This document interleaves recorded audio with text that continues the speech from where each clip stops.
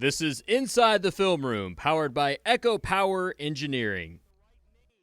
All right, so critical moment in the game. We're down 20-7. 20 seconds left in the third quarter, and my man Day Doss makes a phenomenal play here. You know, they run a little, one of their favorite little quick game concepts here, a little spot route, little spot and a corner route with the back in the flat. Quarterback overthrows the spot route. You know, they're trying to fit in that window. We had our nickel jump in the back here, and you know, they tried to force that, get that spot throw, and he overthrew it, and Day Doss Johnny on the spot, and then turned the Jets on and went and scored a touchdown. I didn't know my man had hands like that, so I fired up. Turned the Jets on from Birmingham and went and scored and got us going. So, man, phenomenal. This is the play of the game to me. Got the guys ignited and inspired the entire sideline. Geez, he went all the way down the track celebrating that. I didn't realize that. All right. So on this play, we ran a quarters coverage. We watched this play in practice all week. Have a cut up on Wednesdays, basically showing like third down, what they like to do on second and third down, like passing wise. And so I seen this play all week, and I actually got beat on it the first time we looked at it. So Thursday we walked through it again. I actually picked the ball off in practice. So I just felt like when you practice perfect, you make plays. And I just seen the quarterback look at me, and I just caught the ball. I don't know who he was throwing it to, honestly, but I just read his arm, broke on the ball, and made a huge play. And after this pick, I felt like the whole sideline was kind of juiced up. You know, playing an away game and by being the first conference game, I think it was it's pretty hard to get your own momentum when your crowd base is not that very large coming to away games, especially like far like Texas. So I just felt like somebody had to step up and like make a big time play. And when I made the play, I felt like the juice on the sideline, everybody like willing was to play better and because of that. First peak season of my college career, I was really excited. That's why I wanted to get the ball to my mom. I was really just thankful to be able to get my first pick season in college, and hopefully I get many more this season to be able to help this team out. Yeah, I mean, number one, I love him because it looks great in the points per game column for the offense. You know what I mean? So it's always good. It's always good stealing points. But when you score points on defense or on defense, you know, to me it's more than just 7 points. You know, it's the momentum. You know, it totally flips the momentum in the game. And so when you're getting points like that, that's complimentary football. It's complimentary football. All right, so 20-14 here, about 10 minutes left in the fourth quarter. Critical moment of the game here. You know, we actually got this ball down, you know, somewhere around, I think, between the 15 and the 10-yard line, but, you know, had a penalty that backed us up. So now we're kicked back all the way to where we call, you know, we define this as the fringe area. And so now that we're backed up in the fringe, we got in third down, got it unbalanced. We knew the front that we wanted to see, and they gave it to us. And, you know, we thought, hey, right here, let's hand this ball off and see if we can get a positive gain and, you know, and see what happens. You know, obviously, you know, right here, you're never predicting a touchdown on 3rd and 25, you know, on a run.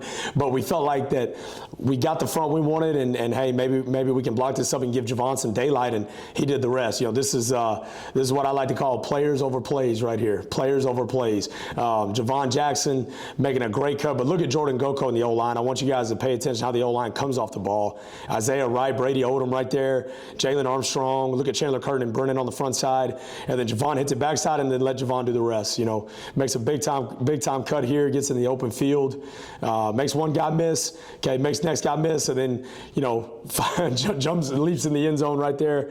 I think you could have cued the beast mode, speech overlay right there, a little Marshawn Lynch action right there. That was a big time play, and not to mention Jordan Goko on that play really sprung that thing. So phenomenal change in the game. This was after the Day Doss interception. I think that's what got the momentum going, and then way to capitalize on it by Javon. Right here, we just have some inside zone.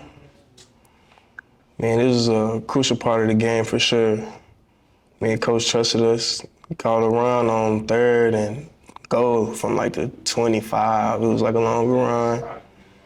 And I mean, we executed up front, and they got me to the second level. And after that, I mean, it's just making defenders miss and getting in the end zone. Honestly, I'm moving at a really, really good pace right here. So, I mean, I don't think they really had a chance.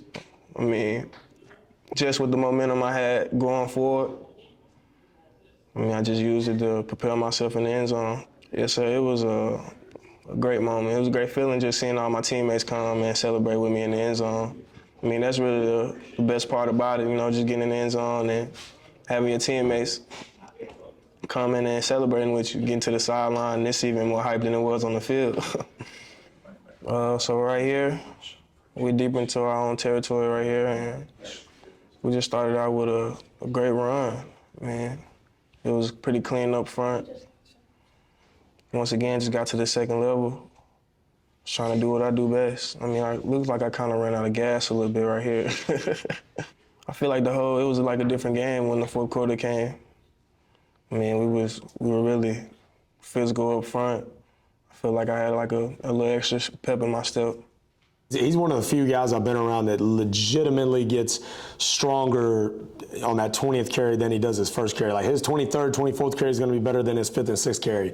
And that's just attributed to his hard work, the way he takes care of his body. He's a 200-pounder. He's a bruiser. I think he had over 100 yards in the fourth quarter alone against these guys. And so, you got to make that concerted effort and just know that, hey, keep feeding him, and then those runs are going to hit. And I tell you what, his vision in that fourth quarter was unbelievable, and our offensive line, you got to give those guys a ton of credit too. But Javon is a guy you got to feed and rely on in the fourth quarter to win your ball game.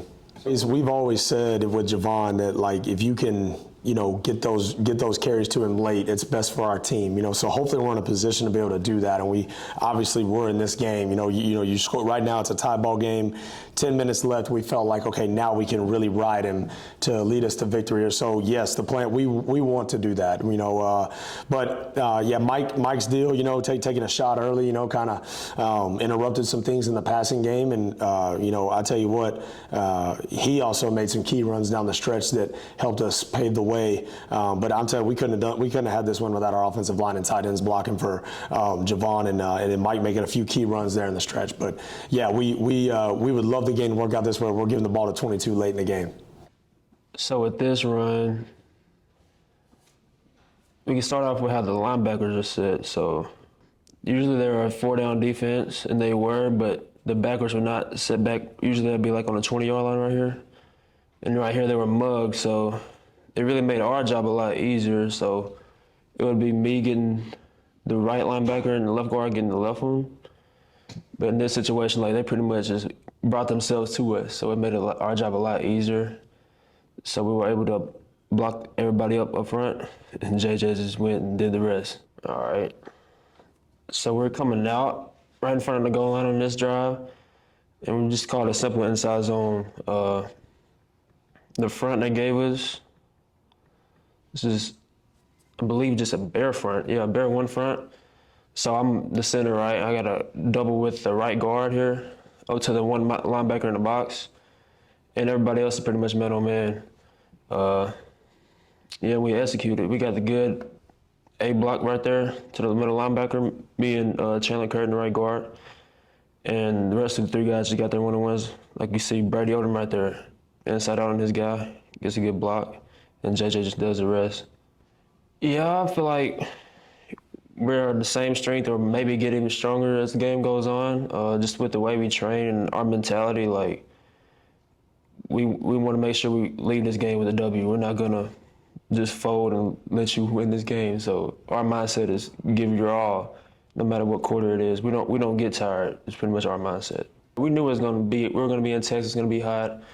But it also gets a little hot here, and all we gotta do is just hydrate, and our conditioning level, I think it's not gonna affect us as much as long as we just take care of our bodies, hydrate. And that's pretty much it. Yeah, no doubt. It's a great point.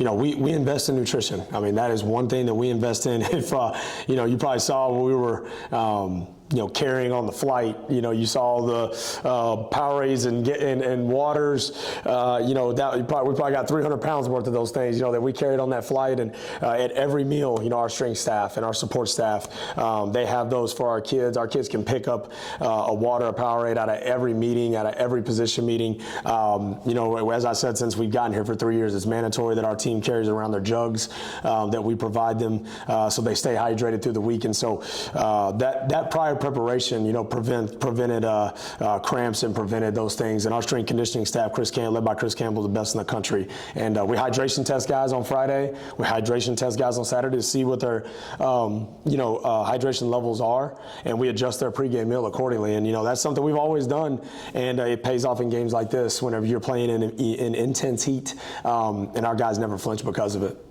It felt great walking out with a win. It felt great walking out with a win. But I'll tell you this, what was cool is we've got a lot of Texas coaches on staff, a lot of Texas players, and Gov Nation showed up, man. We had a great section over there, full of red, of our folks in Texas coming to support us. So I can't thank Gov Nation. I cannot thank you guys enough for making the trip to be loud and, combat that home crowd noise of SFA, because they had a good crowd, and I thought our fans did an amazing job of inspiring our players. So it was awesome to be back in the Lone Star State, but even more thankful to be back in the Tri-Star State with a win. This has been Inside the Film Room, powered by Echo Power Engineering.